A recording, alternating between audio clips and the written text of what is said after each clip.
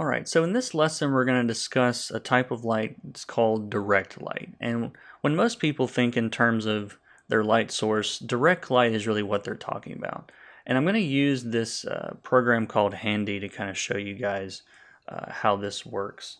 And in the application there are multiple light sources, but I've got these turned off. So you might see as I move these lights around, you'll see some other ones. There's one back here also. But we're not really focused on the ones that are turned off. We're going to focus on this one light that's turned on. That's our direct light source. Okay. Now, if we were standing outside, the direct light might be, from the sun overhead, or maybe it's moonlight, or maybe it's a street light, or whatever it is. But in this case, we're just going to use a regular little light source here. Now, what I want you guys to think about when you're deciding where this light's going to go is I want you to sort of put yourself into this light. Okay, let's say for just a second, for the sake of the discussion here, that you are this light. Okay, the light is your own eyes, and this is what you're seeing. You can only see from this light source. So I'm going to mark this up a little bit here. So from here, now the light source, everything the light can see is lit. Okay. So obviously we're on the right side of this guy, so we're seeing the right side of his head, we're seeing the right side of his nose, his ear, cheek, all the way down to here. And this is kind of an older guy, so he's got some skin that's kind of hanging here, so it's kind of blocking the light from going past it. So this line right here is really what you need to understand, is the difference in the light and shadow, okay?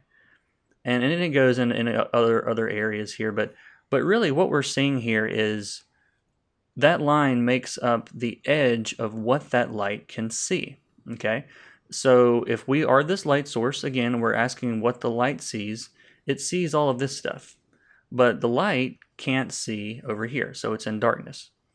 So when we take this into a drawing, for example, so if I go back into... Let's go back into Photoshop here. So if I'm that light source, I'm just going to make a new layer. For now, this is just going to be normal mode. I just want to give you guys this as an example.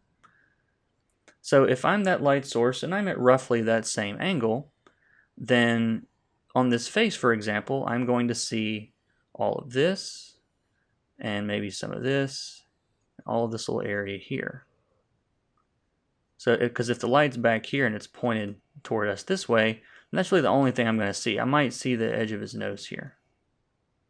So if we go back to our piece, and I'm going to try to kind of duplicate that same lighting effect. So you see right about there, let's say, for example. So I've sort of have this line that comes down through here, and then I've got that little bit of his nose. So from the direct light source, that's what I can see. So that's what I'm going to render. Go back to my Photoshop example. Then you can kind of see that playing out here. And I'm just focused on the skin for now. We can worry about the hair later. So that same little green line that we saw here, I've tried to kind of duplicate that on this guy. Okay. Now the angle that light shows up and where it shows on the face completely depends on where your light source is. Okay. And you can't just think of it in terms of, well, it's on the right or it's on the left. You have to think in 3 dimensions. Okay, so if we go back to our little drawing here, so from this angle I could say, well, he's lit from our right side, but I have to think a little bit more. It's also behind him, because I can have light from the right side here, and we've swung it more around toward the front, so it's just about even with him at this point. So the line moves. Okay, so before, whereas the line was along this line, this is the edge of what the light can see. If we move the light, we have to move that line. So as I swing it around to almost halfway, then our line kind of follows the profile of his face. So being able to determine where that line is really what rendering is all about. Now we're going to get into why some edges are soft and why some are hard a little bit later. But this is an important concept to wrap your head around. So again, if I move my light again around to the front, then again, that difference is changing. So put myself in the eyes of this light, I can see a lot more now. I can see all of this stuff now. Okay, but I can't see, this side of the nose because it's being blocked by the nose itself. All right, so now we'll use this handy model as sort of an example to go by as kind of a reference point here. And of course, it's not the exact same face, and it's very different, but the basic shapes are going to be very similar. So I'm going to make a new layer on top of my flats, and I'm going to set this to linear dodge. And in Procreate, it's known as add mode. Your application might use a different name, but linear dodge or add is probably what it's going to be called. And I'm just going to pick a kind of an orangey, really bright saturated orange color, and we can kind of test that out. And I want this to be very low opacity, so I'm going to turn this brush down quite a bit.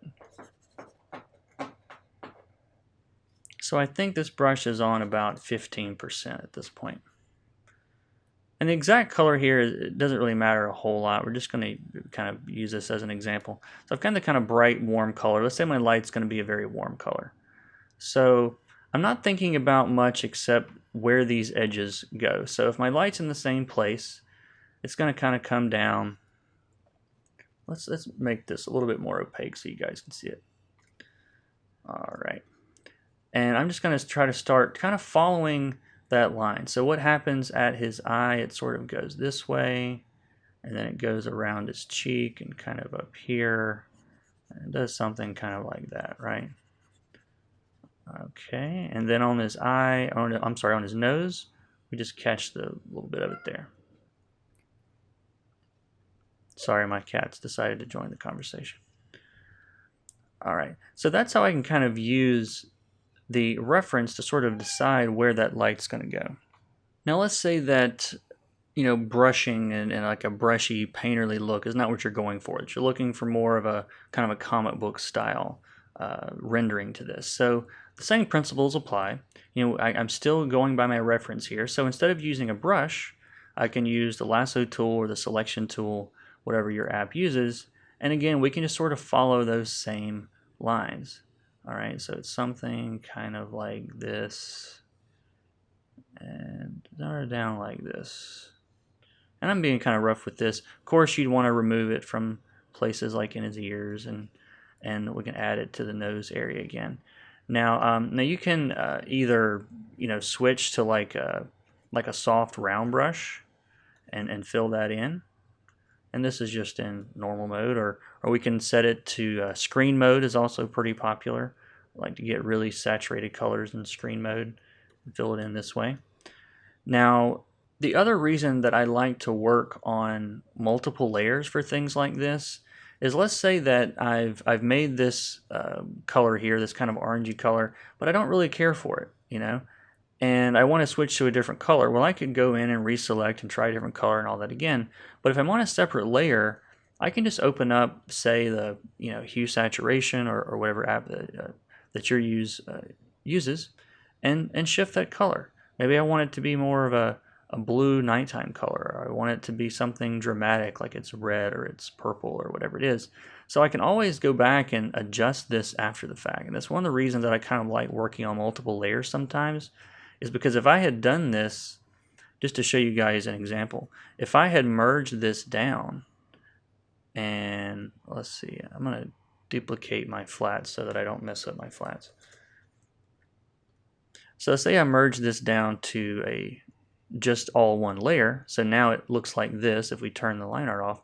Well, now if I go in and say, well, I want to go in and try to edit, well, one, I can barely even make that selection anymore, but I would have to go in and reselect it, and if I try to change that color, then it's just not going to come out exactly the way that I anticipated.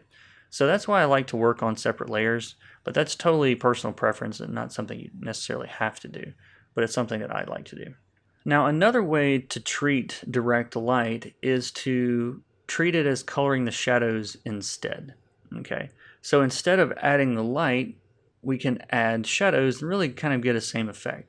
It kind of depends on how you want your art to look, and it's really totally personal preference, but I tend to like to do the shadows first, but that's totally up to you guys. So I'll give you another quick example here. So this time I'm going to trace the same line, but we're going to go the other direction. So again, we're going to kind of follow the line of the face like this. But I'm going to go this direction this time. I'm just going to go all the way around here. And then I'm going to use my flats to remove it from the outside areas. All right. Now, instead of adding light, we can add shadow. So I'm going to make a new layer. I'm going to set it to multiply. And we can just fill this with a color instead of brushing this time. And I'm going to get like a cool baby bluish type color and just drop that in here. Now, it's a little too strong for the effect that I want, so I can adjust the opacity of that layer. I can bring it down some. And it really came out a little green for my taste, so I can also go in and just change the hue saturation of that color. In this case, I'm just changing the hue to kind of warm that up a little bit. So before, he looked a little green, looked a little sick. Look, purple's not bad though, and I can adjust the saturation, I can adjust the brightness and decide how much of that effect that I want. But the end effect here is about the same. It just depends on whether you're starting light and going dark, or starting darker and going light, or kind of starting in the middle and going both ways. Either way works. Cut out that nose part. So this is the first step to understanding where to start with light and shadow. Now we're going to get into more detail on this because you don't always want these straight lines here, right? There's going to be some that are more blended. So if you go back and look at our guy here in Handy, you can see that there are areas where the light is softer, the transition is a little bit wider. For example, through here is kind of a fade. But then on his nose, it's a pretty hard edge. And this shadow is a really hard edge. And then you've got some more soft stuff. So that really determines how good your light's going to look, is those areas where they're softer in places and they're harder in places. Well, how do you determine that? That's what we're going to talk about in the next lesson.